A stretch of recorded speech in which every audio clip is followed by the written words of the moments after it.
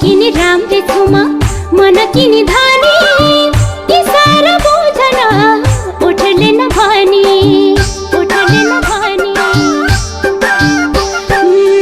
रूप किनी राम्रै छु म मन किनी धानी